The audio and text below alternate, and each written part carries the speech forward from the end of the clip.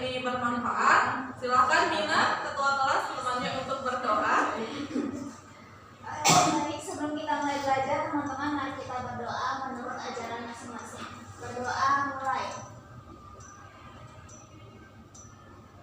Selesai.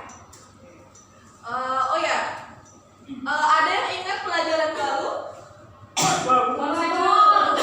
Dibagi pintar, pasti bagi belajar ya tadi ngomong. Jadi pelajaran kita kemarin adalah tentang konsep. Nah, tapi kita akan melanjutkan pembelajaran kita ke persen komposisi. Pasti kalian sudah akrab kan dengan istilah komposisi ini. Kira-kira pengertian dari komposisi itu apa? Indah, tahu nggak? Nggak tahu ya. Mina tahu? Bahan-bahan. Ya, bahan-bahan yang digunakan untuk membuat sesuatu atau apa saja. Ada bahan atau komposisi yang diperlukan. Nah, yang kedua, apakah pernahkah kalian melihat gambar ini? Pernah. Ini kemarin nih bulan puasa pasti akrab dengan sirup marjan. Kemudian ada ada apa lagi yang ini sebelahnya? Ada skincare. Nah, masing-masing dari walaupun bentuknya itu cair, tapi komposisinya itu berbeda-beda, disesuaikan sama apa? Kebutuhan. Iya, kebutuhan atau kegunaan atau manfaat mengapa produk ini dibuat. Komposisinya itu berbeda-beda seperti itu.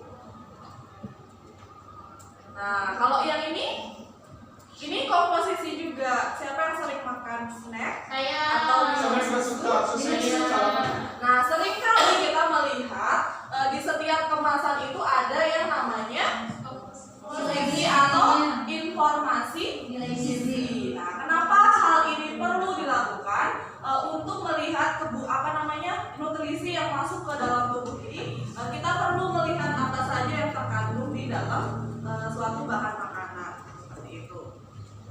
Nah, sekarang kita akan, karena komposisi itu sangat penting, kita akan melakukan pembelajaran dengan berbasis masalah terintegrasi dengan pembelajaran diferensiasi. Nanti kalian akan ibu bagi sesuai dengan kelompoknya, itu sesuai dengan gaya belajar kalian, sesuai dengan hasil asesmen diagnostik yang sudah dilakukan pada pertemuan sebelumnya.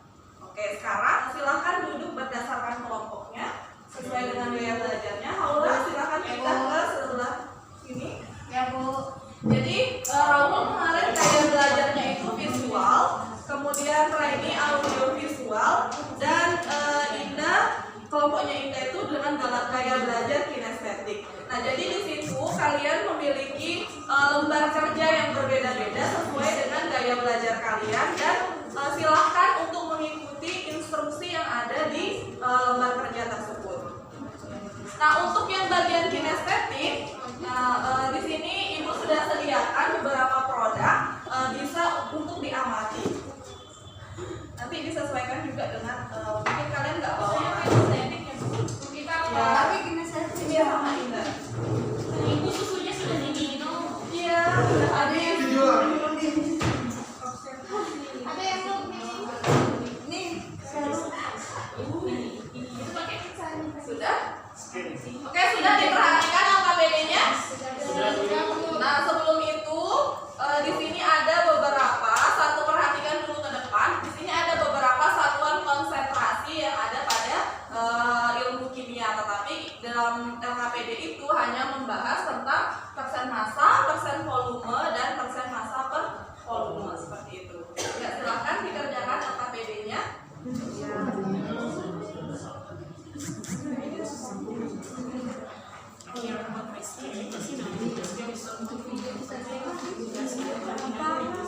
Yang untuk nggak perlu di scan, ada link buatnya. Silakan ditonton ya. ya, Bu. Ini kalau ketik ini Bu.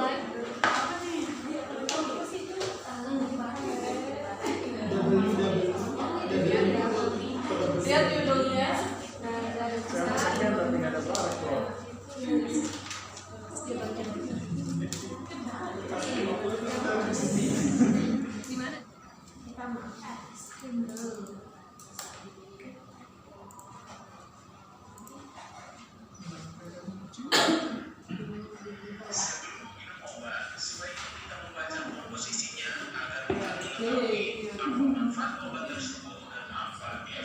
Kalau yang visual mengamati artikel yang ada di sini.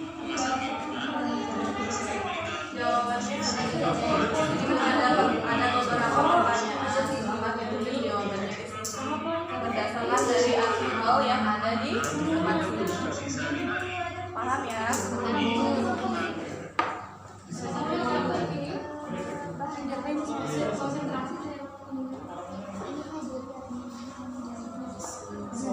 Udah? Perwakilan kelompok silahkan. Oh gini, untuk menyampaikan hasil diskusinya ke depan kelas. Nanti satu saja yang perwakilan terserah dari kelompok yang mana menyampaikan hasil diskusinya di depan kelas. Kemudian untuk kelompok lainnya itu nanti silahkan hasil diskusinya itu dibuat dalam beberapa produk seperti infografis, PPT, atau video pembelajaran sesuai dengan yang kalian kehendaki seperti itu. Ayo silakan perwakilan kelompok untuk menyampaikan hasil diskusinya. Oh jawabannya panjang banget. Tapi ini dari PPT. Ini dari kelompok audio visual ya. Ayo silakan Eki. Manciki. Ngapain kita baca doang? Iya. Kasih tahu.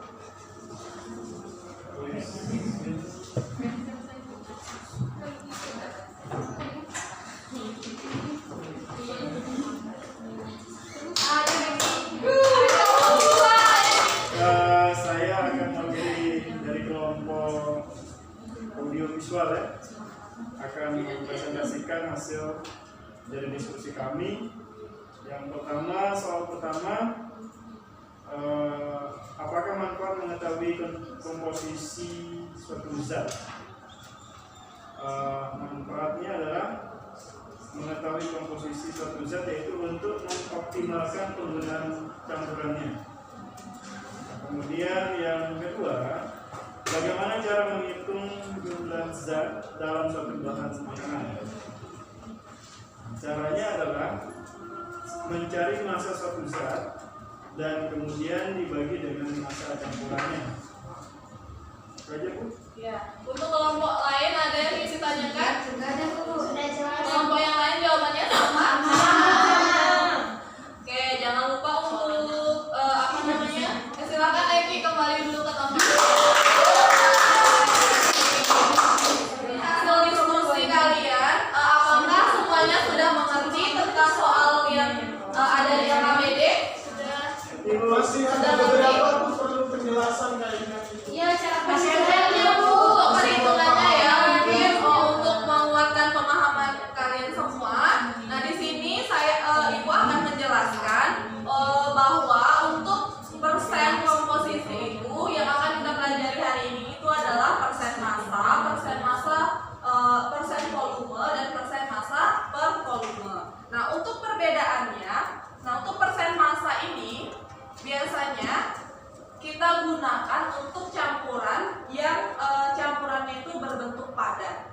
Nah, bisa dilihat di sini ada contohnya. Massa suatu zat dalam 100 gram campurannya itu biasanya padat, dan contohnya itu ada di kadar mentega dalam kue adalah 30%. Nah, bisa dimengerti kan kalau mentega itu bentuknya padat. Kue biasanya bentuknya padat. Kalau misalnya campurannya itu padat dengan padat, jadi kita menggunakan ya untuk persen massa di perhitungannya.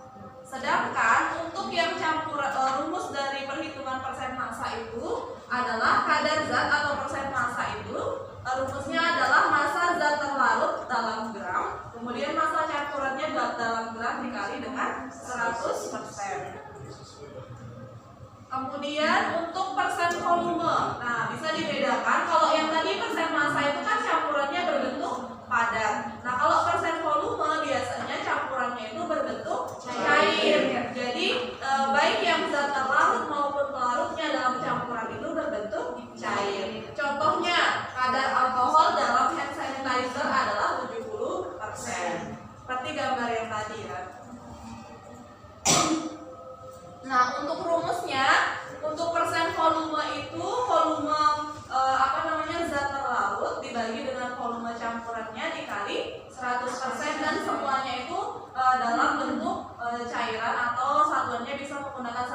volume bisa mililiter atau liter. Nah, sedangkan yang terakhir untuk persen massa per volume atau di sini rumusnya itu M per P itu digunakan jika zat terlarutnya itu berbentuk padat, sedangkan campurannya itu berbentuk cair. Jadi masanya itu tetap dalam gram dan campurannya itu dihitung dalam bentuk volume. Contohnya adalah kadar gula dalam sirup adalah 30%. Gula kan biasanya padat dan sirup itu cair, sehingga dia menggunakan rumus persen massa per volume seperti itu. Nah, untuk rumusnya, untuk persen massa per volume itu masanya itu zat terlarutnya dalam gram dan volume campurannya itu dalam liter atau mililiter. Paham ya semuanya? Untuk menyimpulkan apa pembelajaran kita hari ini? Ada yang bisa menyimpulkan? Silahkan disimpulkan pembelajaran hari ini. Jadi berdasarkan pembelajaran kita pada pagi hari ini, saya mendapatkan pengetahuan tentang persen komposisi. Ada 3 jenis ya. Ada persen massa, persen volume, dan ada bagian per juta. Itu saja bagi saya. Oh iya, silakan Eki. Cara menentukan persen massa itu dengan cara massa satu zat itu dibagi dengan massa campuran dikali dengan 100%.